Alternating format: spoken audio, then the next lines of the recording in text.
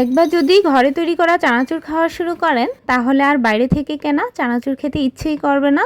মাত্র 3টি উপকরণেই এই চানাচুর তৈরি করতে পারবেন। আর পুরো রেসিপি জুড়ে আমি অনেক রকমের টিপস শেয়ার করেছি, যেগুলো আপনি ফলো করলে অবশ্যই একদম পারফেক্ট দোকানের মতো হবে।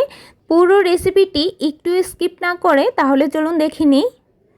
চানাচুর তৈরি করার জন্য যদি বাজার থেকে বেসন কিনে আনেন তাহলে চেষ্টা করবেন বেসনটা যেন অনেক দিনের পুরনো না হয়। আর বেসনটা একটু রোদে দিয়ে নিলে বেশি ভালো হবে। আর একটা চালনিতে একটু চেলে নেওয়ার চেষ্টা করবেন যাতে দলা দলা ভাব না থাকে। 2 কাপ পরিমাণে বেসন নিয়ে নিচ্ছি মেজারমেন্ট কাপে। আপনি চাইলে যতটুকু ইচ্ছে ততটুকু দিয়ে করতে পারবেন। ভালোভাবে চেলে নেওয়ার পর এই যে লাম্পসগুলো থাকবে এগুলোর জন্যই কিন্তু চেলে নিতে হবে। বেসনটা যদি একটু ভালো মানের হয় চানাচুরগুলোও কিন্তু অনেক ভালো হয়। হাফ চামচ লবণ, হলুদের গুঁড়ো হাফ চামচের থেকে একটু কম, ঝালের জন্য হাফ চামচ লাল মরিচের গুঁড়ো, লবণটা একটু কম দিবেন এখানে। আর এখানে কিছুটা বেকিং সোডা দিয়ে দিচ্ছি, এটা সম্পূর্ণ অপশনাল, এটা চাইলে দিতে পারবেন, না চাইলে না দিলেও হবে। সবগুলো উপকরণ ভালোভাবে মিশিয়ে নেওয়ার পর এখন আমি এর সাথে 1 চামচ চিনি দিয়ে দিচ্ছি। বেসনের মধ্যে একটুখানি চিনি দিলে সেই চানাচুরের টেস্টটা অনেক ভালো আসবে, অবশ্যই দিবেন। এখন 1 কাপ মেজারমেন্ট কাপে নিয়েছি জল। জলের পরিমাণটা এখন বলছি না, আমি গোলাটা তৈরি করার পর তবেই আপনাদের বলে দিচ্ছি। এখন এই যে প্রথম অবস্থা আপনি যখন একটু একটু করে জল দিবেন তখন মনে হবে যে গোলাটা মনে হয় অনেক ড্রাই মনে হচ্ছে, আর একটু দেই না, এরকম করলে হবে না। ভালো করে মিশানোর পর তারপর জলটা অ্যাড করবেন, কারণ বেসন কিন্তু খুব দ্রুত জল টেনে নেয় ঠিকই, কিন্তু পরবর্তীতে কিন্তু মিশানোর পর জলটা একদম ছেড়ে দেয়। তাই একটু একটু করে জল অ্যাড করে করে ভালোভাবে মিশ্রণটা গোলাতে থাকবেন আর খুব ভালোভাবে ফেটিয়ে নিতে হবে। আর খেয়াল রাখবেন খুব বেশি যেন ঘন না হয়ে যায় বা একেবারে যেন পাতলা না হয়ে যায়, এরকম ক্রিমের মতো হবে। বেসনের গোলাটা যদি পারফেক্ট হয় চানাচুরগুলোও কিন্তু ভালো হবে। 5 মিনিটের জন্য রেস্টে রেখে দিচ্ছি, তাহলে জলটা শুষে নিয়ে আরেকটু ঘন হয়ে যাবে, তাহলে কিন্তু ব্যাটারটা একদম পারফেক্ট হবে। 2 কাপ বেসনের জন্য আমি 1 কাপ জল নিয়েছিলাম, তো তার থেকে কিছুটা জল কিন্তু বাকি রয়েছে, সেটা আপনাদের দেখিয়ে দিয়েছি, তবে আপনাদের ক্ষেত্রে কম বেশি লাগতে পারে। এখন এখান থেকে কিছুটা ব্যাটার নিয়ে নিচ্ছি, সাথে কয়েক চামচের মতো দিয়ে দিচ্ছি জল। জলটা খুব বেশি অ্যাড করা যাবে না। জলটা দিয়ে মিশ্রণটাকে জাস্ট একটুখানি পাতলা করে নিচ্ছি। এই মিশ্রণটা দিয়ে চানাচুরের জন্য বুন্দিয়া তৈরি করব, তাই এই মিশ্রণটা ঠিক এরকম পাতলা টাইপের হবে। এখন একটা সাইডে রেখে দিচ্ছি। চানাচুরগুলো তৈরির জন্য নজেল নিয়েছি আর একটা পাইপিং ব্যাগ নিয়েছি। এই পাইপিং ব্যাগগুলো আপনারা যে কোনো বেকারি আইটেমের দোকানে পেয়ে যাবেন, বা কেকের আইটেমগুলো যে বিক্রি করে সেই দোকানগুলোতে পাবেন। তো এগুলো দিয়ে করলেই বেশি সুবিধা হয়, আপনার কোনো রকম কষ্ট করতে হবে না। আর না হলে যদি এগুলো হাতের কাছে না থাকে তাহলে একটা কাজ করতে পারেন, প্লাস্টিকের বোতল থাকলে বোতলের মুখটাতে কিছু দিয়ে ছিদ্র করে তারপর কিন্তু ওইটাতে ভরে চানাচুরের চিকন টাইপের ডিজাইনটাও করে নিতে পারবেন। মিশ্রণটা পাইপিং ব্যাগে নেওয়ার পর পিছনের সাইডটা এভাবে মুড়িয়ে উপর দিকে করে রাখতে হবে যাতে মিশ্রণগুলো বেরিয়ে না আসে। খোলা চিড়াতে সাধারণত অনেক ময়লা থাকে, তাই আমি প্যাকেটের চিড়া নিয়েছি। এটা ধোয়ার প্রয়োজন পড়বে না, ধুয়ে নিলে আর ভাজা যাবে না, তাই প্যাকেটের চিড়াটা দিয়েই করলে বেশি ভালো হবে। তো এখান থেকে আমি হাফ কাপ পরিমাণে চিড়া নিয়ে নিচ্ছি। এখন চলুন চানাচুরগুলো ভেজে নিব ডুবো ডুবো তেলে। অবশ্যই ডুবো ডুবো তেলেই চানাচুর ভাজতে হবে।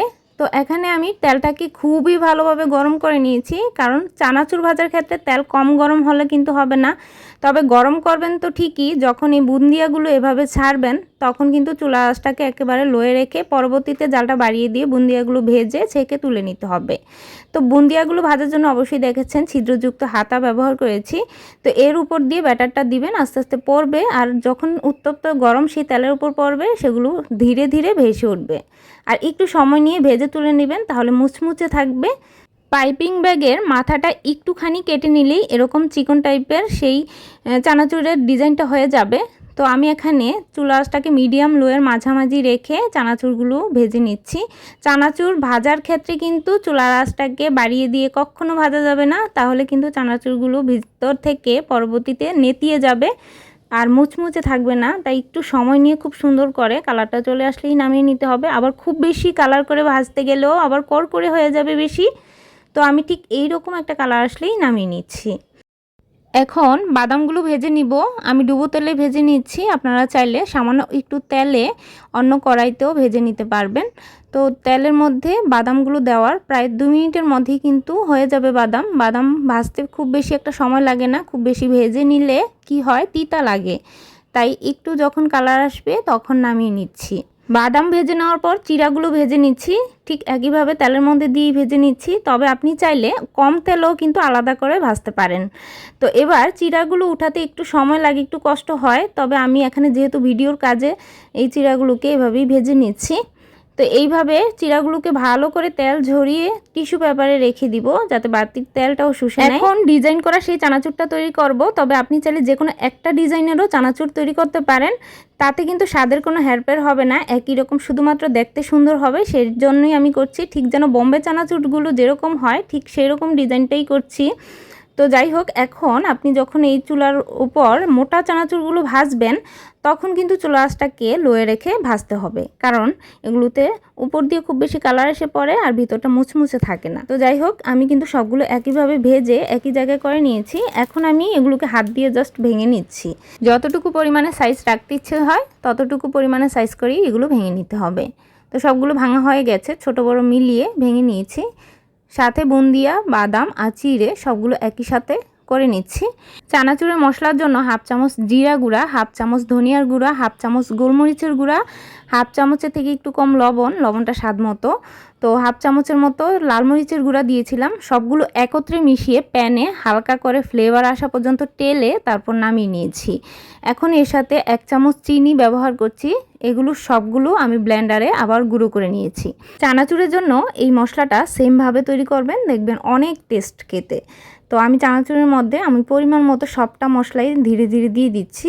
তো ভালোভাবে চানাচুরের সাথে মিশানো হলে আমি একটা যে কোনো এয়ারটাইট কাচের জারে রেখে সংরক্ষণ করব। তো আশা করি এই রেসিপিটা ফলো করে যদি আপনি স্টেপ বাই স্টেপ করেন, আপনার বাইরে থেকে আর চানাচুর কিনে খাওয়ার কোনো প্রয়োজন হবে না। বিশ্বাস করুন, অসম্ভব মজা হয়েছিল, সবাই অনেক বেশি পছন্দ করেছিল। ভালো লাগলে লাইক, কমেন্ট এবং শেয়ার করে দিবেন। অবশ্যই চ্যানেলের সাথে থেকে চ্যানেলটি সাবস্ক্রাইব করে রাখতে পারেন। আজকের মতো টাটা।